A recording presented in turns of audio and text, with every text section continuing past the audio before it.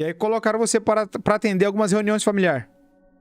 Isso, comecei com 21 anos, atendendo reunião familiar na zona rural e algumas reuniões familiares aqui também, né? E aí era marcado toda semana, e aí tinha as reuniões familiar. Comecei eu, aí o Nael também é um que começou a pregar aqui dentro, né? E alguns outros também começaram a pregar a palavra. E eu acho que por causa que nós tínhamos muita proximidade com os cooperadores, né? Muita proximidade e respeitava, era bastante subserviente. Nós era bastante subserviente. A princípio nós estávamos um pouco em rebelde, né, por causa da música, das tocatas, coisa que o cooperador não estava gostando, mas logo que nós paramos e ele viu que nós estava ali obedecendo, então foi uma coisa, uma troca. Assim, ó, vocês estão me obedecendo, então eu vou apoiar vocês, né? Lógico que nós não combinamos nada disso, mas aconteceu naturalmente, né? E comecei com 21 anos, e aí foi passando e sempre pregando, pregando, pregando, até que eu não guardo data, irmão, infelizmente, mas com 20 e alguns anos lá, Sim. eu como músico ali, de repente veio a notícia ali, né? Estava sendo apresentado para cooperador. Aconteceu assim, né? Foi assim a passagem, né? E E como é aí que foi essa primeira... Você já meio que esperava, já imaginava que isso poderia acontecer? então, não esperava, assim, a longo prazo, não. Só mais recentemente a gente viu algum movimento, alguma coisa, alguma conversa. Sempre surge aquelas conversas, olha, teve uma reunião onde levaram nomes, nós estamos achando que vai levantar alguém aí para cooperador, tal, e tinha uma igreja que era a igreja da onde eu morava, né, que era Vieiras. Aqui fala tudo Candeias, né, mas Vieiras é esse povoado, é o maior povoado aqui do município, né, da cidade de Candeias, que era onde eu morava, e lá estava sem cooperador, já há muito tempo, os cooperadores daqui que atendiam lá. E então surgiu rumores, e aí ficou aquele burburinho, né? Vai ser você, vai ser fulano, e aí tem muita brincadeira também, né? Ah, eu acho que vai ser você. Não, vai ser você. Olha, vai ser você. E quando veio a notícia, né? Aí veio realmente, aquilo cresceu, aí veio o ancião. E no culto, o irmão pediu para nós estar presente, né? Aí sim, aí mais ou menos eu imaginei, olha, eu acho que agora Dessa eu não vez vai. escapo, não. eu acho que, eu acho que Eu eu não acho vou que todo o trabalho escapar, valeu não. a pena. Eu acho que não é que deu certo, rapaz. É lógico, lógico que o coração da gente está enganando a gente, irmão. Falo com toda a sinceridade do meu coração. O coração da gente ali está enganando. Você fala para você mesmo, não, você não pode querer, né? Você não pode querer. Mas é Deus é que natural, né, tem. irmão? A gente sendo sincero, é natural, pô. Quem que tá pregando em reunião familiar? Quem que tá fazendo visita? Quem que não quer? Irmão, é difícil, né? Então, claro que o desejo tá no coração. Senão, não pregava nem na reunião familiar, penso eu, né? Não é verdade? Exato, exato. Então, ali no fundo, você está assim, olha, eu não quero, mas no fundo você está assim, mas tomara que Deus me queira, né? E Não ainda quero, ouve mas que assim, Deus... irmão, se eu pudesse eu nem estaria aqui. É porque Deus que, né? É mais ou menos assim, né? Isso, tem muito esse jogo, não sei se eu posso chamar jogo, né? Mas tem muito esse negócio, né? Que não quero, não quero, não quero, mas no fundo, quem dera se Deus me escolhesse, né? Então Sim. tem muito isso aí.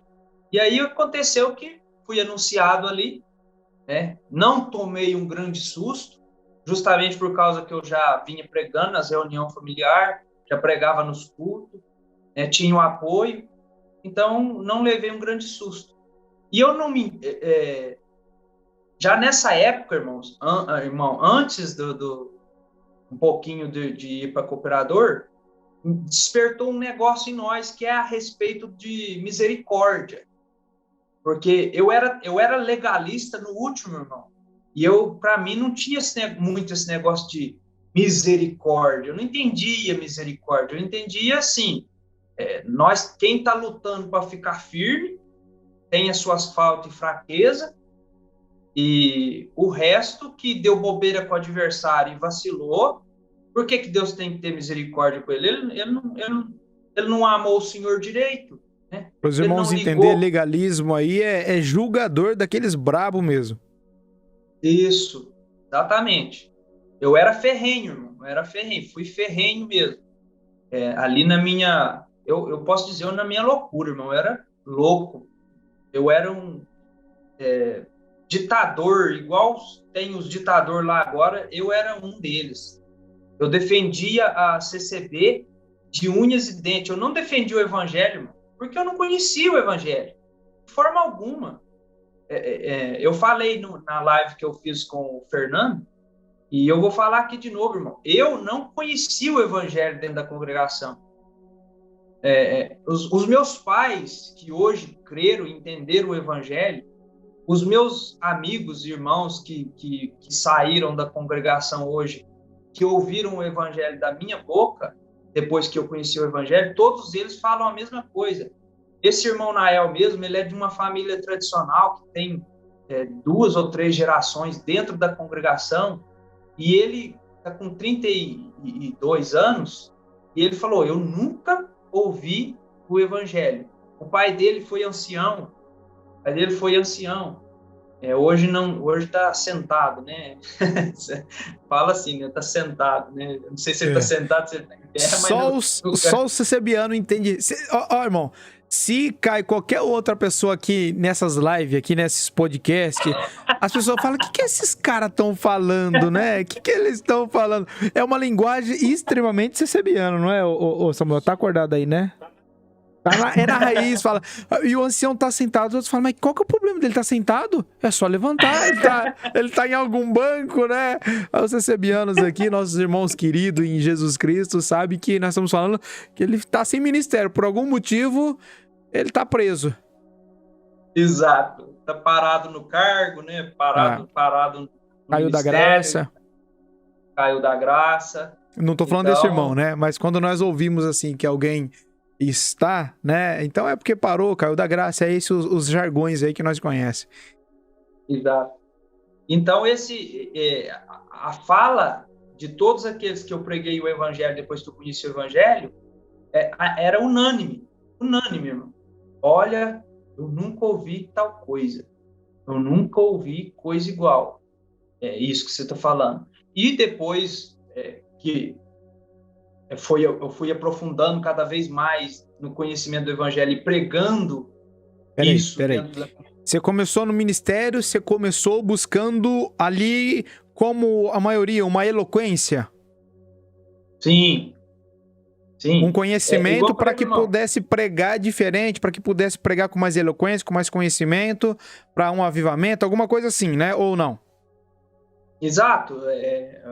Eu vim naquela euforia de pregação, né, da minha época de reunião familiar, de ver obra, ver milagre, ver o paralítico andar, ver no meio da pregação, ver Deus selar com a promessa, que é falar em nova língua,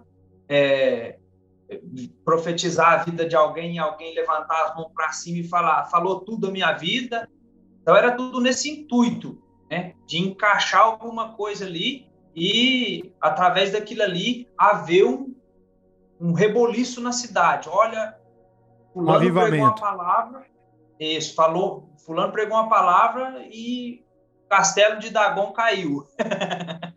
É por aí. Era nesse sentido aí.